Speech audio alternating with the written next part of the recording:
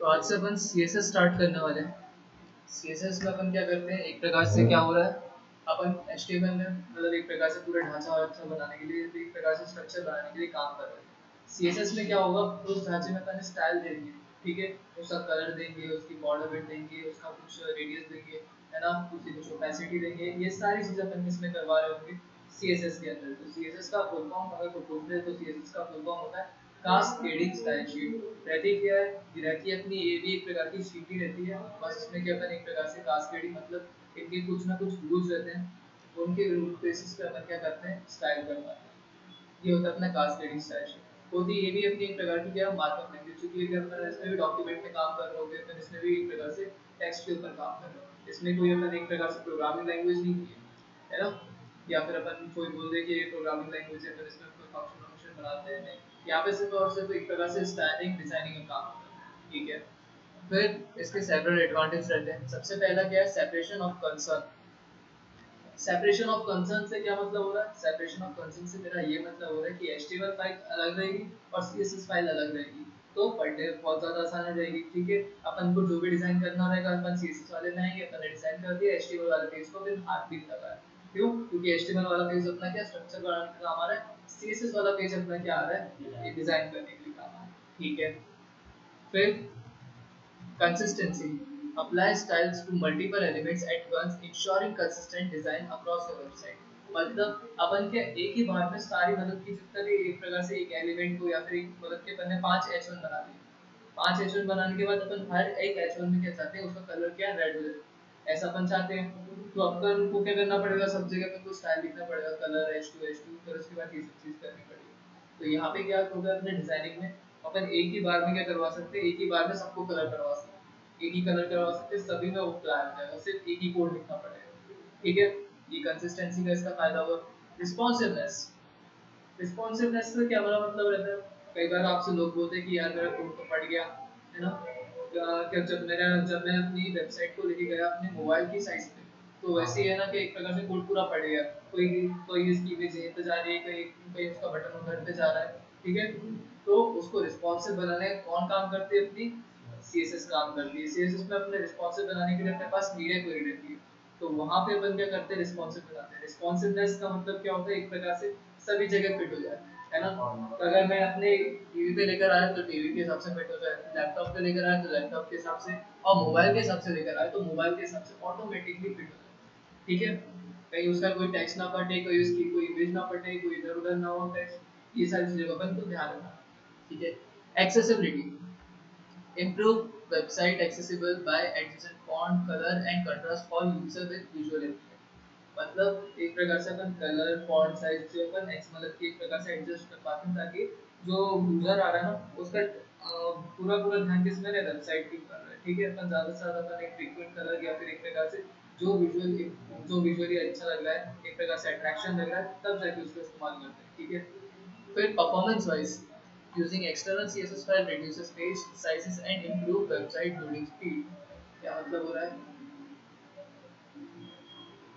External CSS file मतलब अपन क्या करेंगे, एक CSS फाइल अलग से बना देंगे, तो उससे फायदा क्या रहेगा, उससे फायदा ये रहेगा कि मैंने 5 HTML की फाइल बना दी, पांचों मेरी एक ही स्टाइल लग रही है, तो मैं क्या करूँगा, पांचों में अपनी क्या वो एक्सटर्नल फाइल जोड़ दूंगा।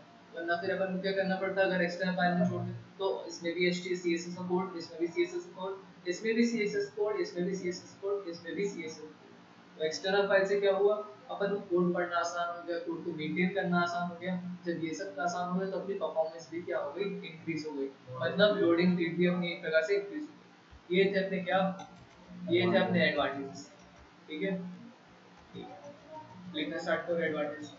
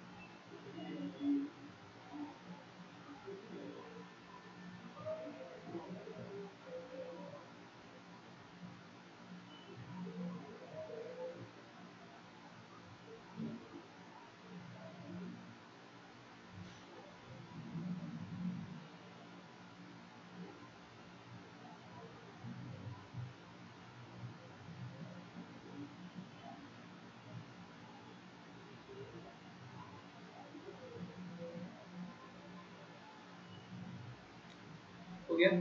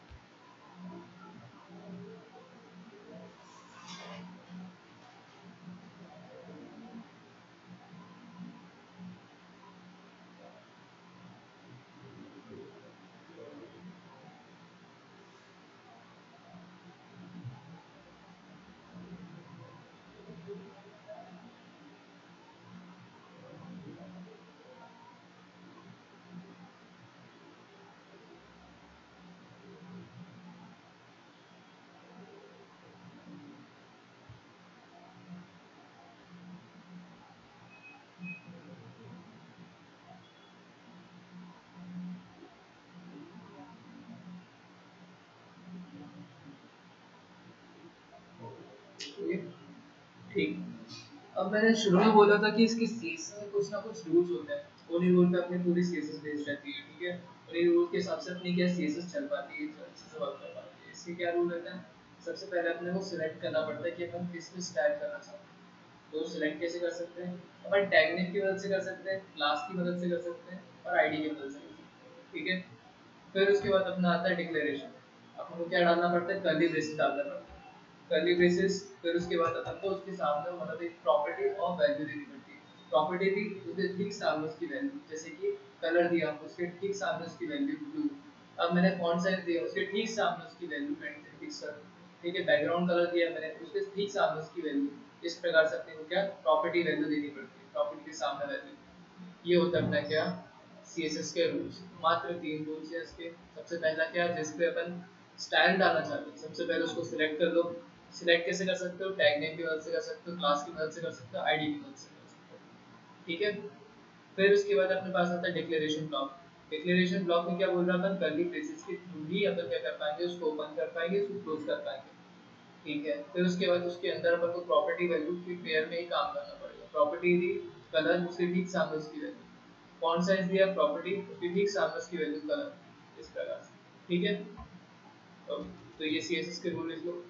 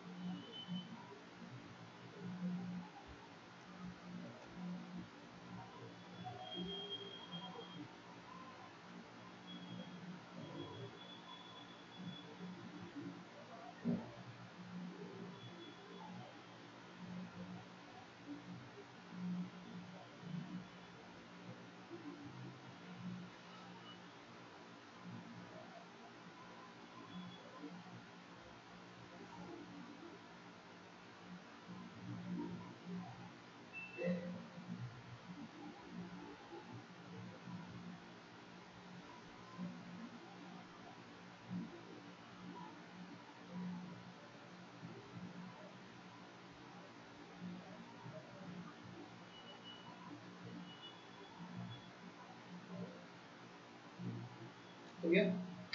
ठीक। अब उसके बाद अपन पढ़ने वाले टाइप्स। अपने पास तीन टाइप के होते हैं। एक होता है अपना इनलाइन, दूसरा होता है अपना इंटरनल, तीसरा होता है एक्सटर्नल। इनलाइन में क्या करते हैं अपन, पर्टिकुलर एक लाइन में चाहते हैं कोई स्टाइलिंग, एक पर्टिकुलर अपने टैग में चाहते हैं स्टाइलिंग, तो अपन क्या कर सकते हैं, तब अपन इनलाइन का इस्तेमाल कर सकते हैं। ठीक है। इंटरनल में क्या होगा, इंटरनल में अपना होम मतलब कि अपने HTML पेज के अंदर ही अपने एक स्टाइल टैग का एक सेक्शन बन जाएगा। उसके अंदर अपन क्या कर पा सकते हैं, अपनी स्टाइल जो भी अपन को स्टाइल देना वो दे सकते हैं। और एक्सटर्नल में क्या होगा, एक्सटर्नल अपन एक सेपरेट पेज बनाएंगे CSS के लिए। ठीक है, ये करके एग्जांपल देख लेते हैं। ठीक है, ठीक है, यहाँ पे आए। अब अपन काम कर रहे हैं CSS में, तो अपन को क्या एक एक इंटेलिजेंट कोड की जरूरत पड़ेगी, एक आईडी, एक एक्सटेंशन की जरूरत पड़ेगी, जो कि अब अपन इस्तेमाल कर रहे हैं किसका, VS कोड का इस्तेमाल कर रहे हैं। ठीक है, क्योंकि इसमें एक प्रकार से डिजाइनिंग करना आसान है, HTML CSS कोड करना आसान है, तो इसलिए अपन ऐसा है। ठीक है, आए अपन एक टास्क डॉट HTML ये फाइल बनाई, इसके अंदर ये बॉयलरप्लेट बना दिया। ठीक है, बहुत आसानी से अपना बॉयलरप्लेट बन गया। बनाए, H1 लिखा, H1 में मैंने लिख दिया क्या, हेलो वर्ल्ड। सेव करवाया, प्रोग्राम सेव हुआ, गो लाइव करा, तो यहाँ पे प्रोग्राम आ जाएगा, हेलो वर्ल्ड ऐसा दिखा रहा है। ठीक है, हेलो वर्ल्ड आ रहा है ना। हाँ, इसको सेंटर करवा देते हैं।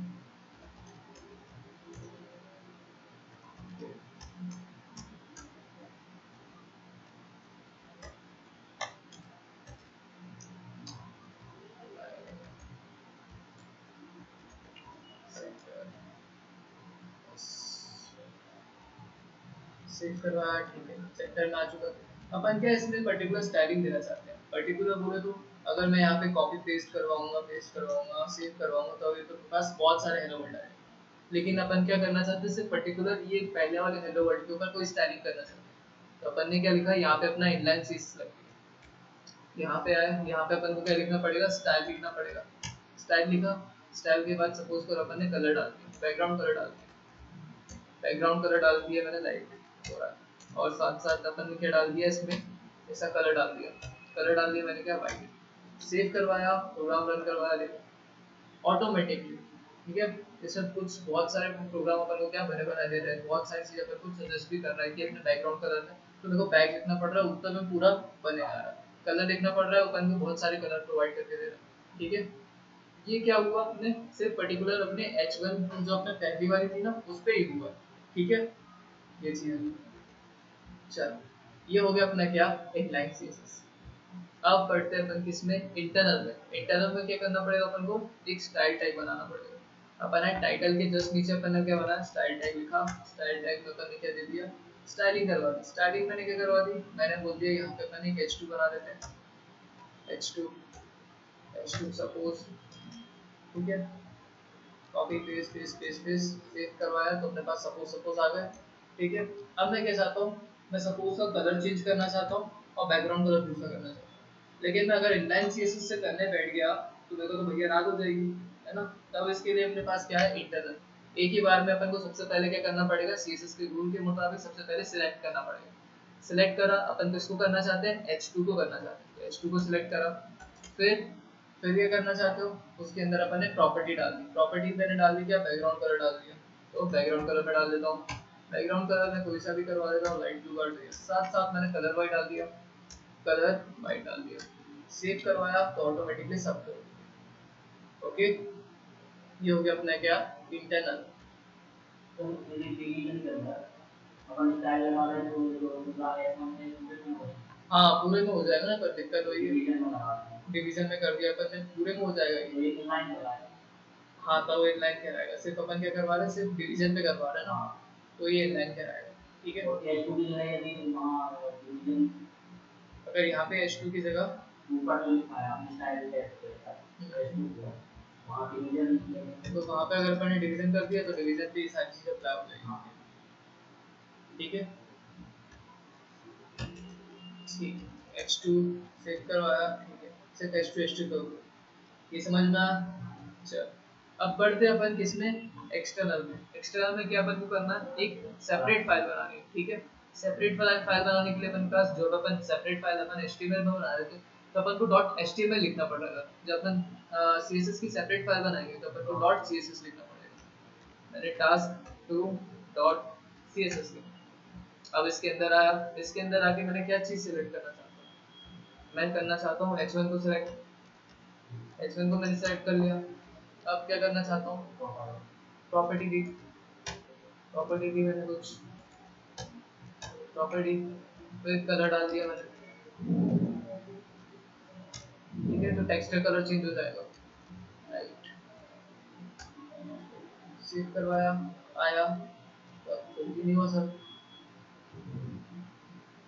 वो तुमने बना तो दी, अब दोनों को जोड़ो तो कम से कम पता तो करेगा कैसे करेगा, तो लिंक करना पड़ेगा। तो लिंक करवाया, लिंक के बाद अपने को href दिख रहा होगा। href में अपन को क्या डालना है, उस पूरा फाइल का लोकेशन डालना है, या फिर अगर अपन ने फाइल यहीं की ही बना के रखी है तो फाइल का सिर्फ अपन को नाम डालना पड़ेगा। क्योंकि अपन ने फाइल यहीं की ही बना के रखी है टास्क डॉट, तो अपन को सिर्फ लिखना पड़ेगा टास्क टू डॉट css। ये बस फाइल लिंक हो गई, अपन आएंगे देखो हो गया काम। अब सर ये ऊपर वाला क्यों नहीं आया, वो उसमें क्या करवा के रखा अपन ने, इनलाइन सीट्स दे के रखी। तो जब भी अपन बात करें महत्वता की, तो महत्वता किसको मिलेगी, सबसे ज्यादा इंपॉर्टेंस किसको मिलेगी, इनलाइन सीएसएस को। सबसे पहले इनलाइन सीएसएस आ जाएगा, फिर उसके बाद अपना एक्सटर्नल आ जाएगा, फिर अपना इंटरनल आ जाएगा, फिर ओके। सेव करवाया, समझ में आया क्या ऐसा। ये रहा HTML का पेज, ये रहा अपना CSS का पेज।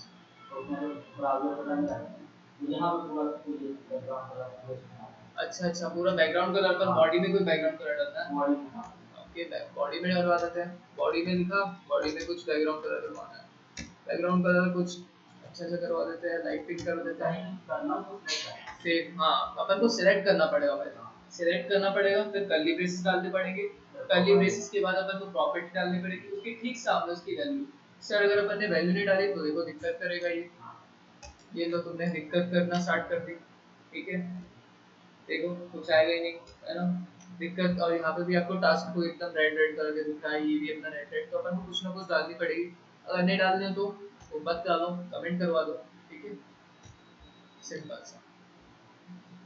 तो यहाँ पे आया, यहाँ पे आके मैंने सिंपल सा लाइट पिंक करवा दिया, LIGH pink, light pink save करवाया। तब क्या होगा, पूरी बॉडी पे देख सकते हो लाइट पिंक कलर, ठीक है, इस प्रकार से, ठीक है। तो एक बार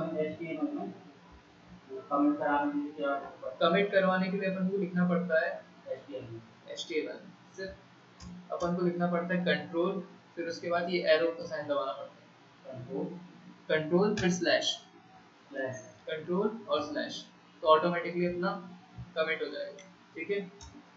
यहाँ पे अगर मैं देखूँ, यहाँ पे लिखा कमेंट, ठीक है। अब इसको क्या करना चाहता हूँ, कमेंट मतलब एक प्रकार से कमेंट ही बनाना चाहता हूँ, तो कैसे करा, अपन ने कंट्रोल दबाया और शिफ्ट के बाजू में अपना स्लैश का ऑप्शन है, उसको दबाया तो कमेंट हो गया, ठीक है। कर्सर नहीं, कर्सर को कहीं पे भी ला सकते हो, ठीक है। अब क्या करवाना है, देखो मल्टी लाइन पे कमेंट करवाना है, ठीक है। तो अपन ने H2 को अपन को सिलेक्ट करना पड़ेगा, कहाँ से कहाँ तक, बस वहाँ से वहाँ तक अपन ने कंट्रोल स्लैश दबा दिया, ठीक है। ऐसे इधर पे आया, इधर पे आके अपन ने क्या करवा दिया, जो चीज़ अपन ने अभी यहाँ पे बैकग्राउंड कलर को मैंने बीच में डाल दिया, जैसे ही मैंने कंट्रोल स्लैश करवाया तो ऑटोमेटिकली पूरा कमेंट, बिल्कुल सब जगह कंट्रोल स्लैश सेव करवाया, ठीक है, सब बढ़िया। अब आते हैं अपन, थोड़ा लिखना पड़ेगा कि इंटरनल कैसे होती है, इंटरनल कैसे होती है,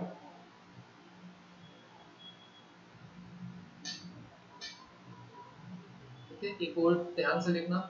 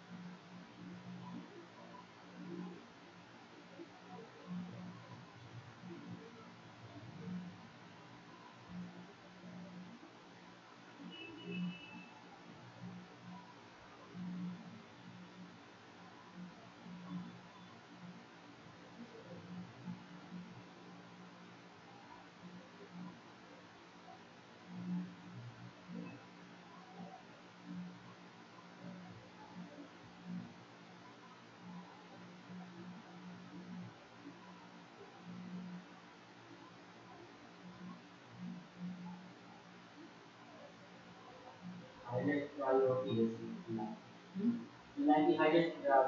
हाँ, inline की हाईएस्ट प्रायोरिटी।